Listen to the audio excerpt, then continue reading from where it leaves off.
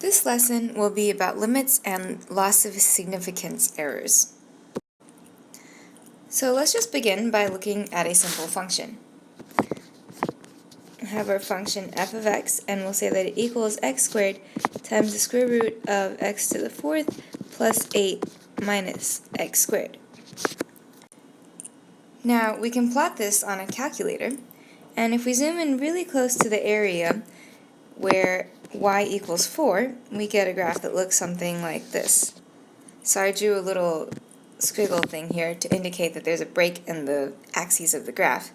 And we're going to start our axes at 3.999, and then 4, 4.001, 4.02, and we're going to have our x going from 0 to a very large, let's just say 5,000.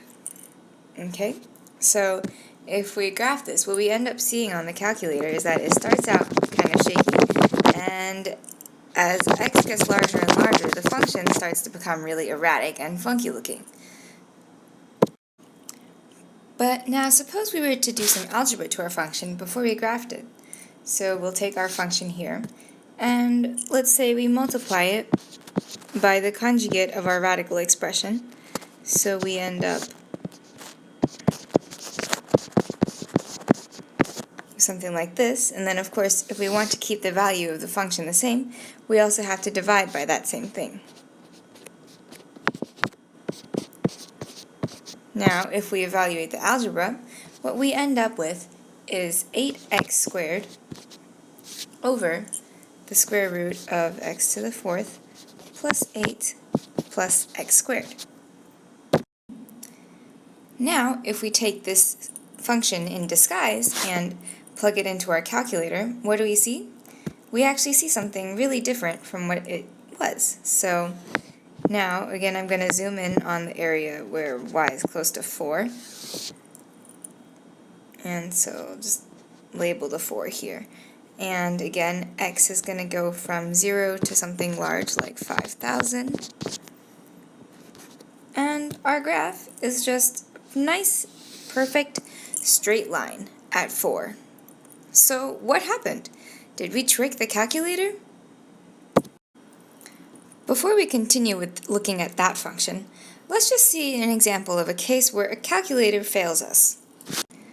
So we've got a calculation that we want to do. What happens if we input this into the calculator? Let's just say that our calculator can store up to 10 digits.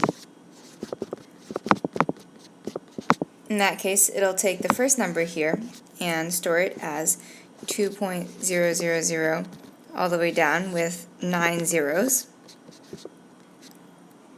And it'll take the second number and store it also as 2.000 and so on with 9 zeros.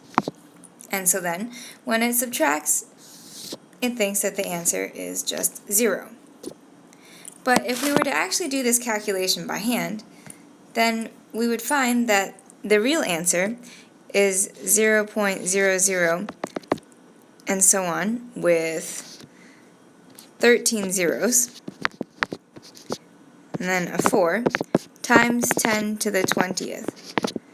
And then if we were to take this out of exponential notation, we realize that the actual answer is 4 million, which is not at all close to 0.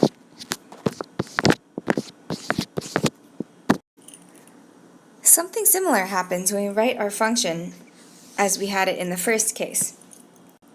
If we look at the second part of our function, we'll see that as x gets very large, this first part becomes very close to just the square root of x to the fourth, because the 8 becomes pretty much negligible. So then, this ends up being about the square root of x to the fourth, which is then equal to x squared. Now, we as humans know that this number is actually larger than x squared, but the calculator loses the significant digits, and it thinks that this is just x squared minus x squared, and it thinks that the answer is 0. So it gets confused, and it plots the erratic function that we saw. But if we put our function into the form as we did the second time, then we can avoid this weird thing where we have an x squared minus an x squared. And the calculator actually understands what's going on. So what happens is, again, this becomes pretty close to x squared. So this function is approximately equal to 8x squared over 2x squared when x is very large, which is just equal to 4. And so that explains the nice line that we saw in our graph the second time.